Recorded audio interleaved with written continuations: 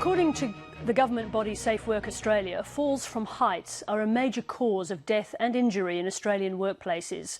On average, around 26 workers fall to their deaths each year, and nearly 8,000 others are injured. Those who work in the sector say they need tougher regulations and enforcement by state workplace authorities. Most regulators, however, have been unsympathetic, arguing there's nothing to fear as long as workers, employers and their associations look after themselves.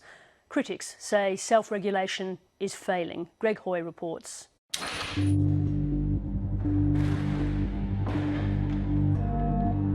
The simulation of a worker falling from height. It's the second largest cause of death in industry. Falling from height, there's no second chance. It's a pretty severe fall. From maintenance and cleaning workers hanging from ropes to tradesmen balancing on ladders or working on high roofs, 800,000 Australians work at heights. Many say regulators aren't enforcing safety standards.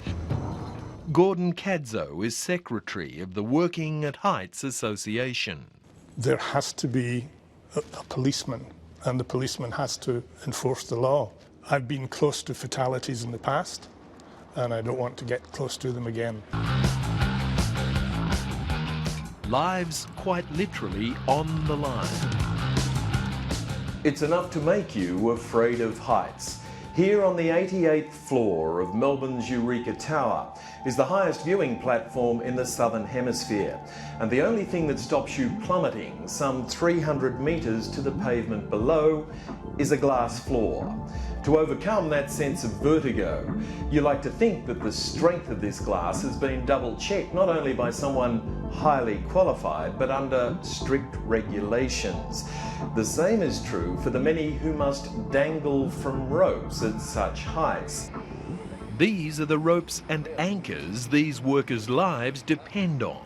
There is a certification system to ensure their safety, but it is hopelessly unreliable and unregulated.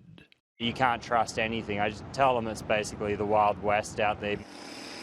Clive Austin's team was hired to work on a high-rise building in Melbourne. They found its abseiling anchors, those certified, were woefully faulty and asked they be replaced.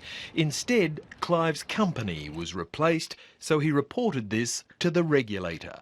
But because the replacement team hadn't yet started, it did nothing. We reported that to WorkSafe, and they declined to. They said they wouldn't investigate because it didn't constitute a building site. Is that good enough?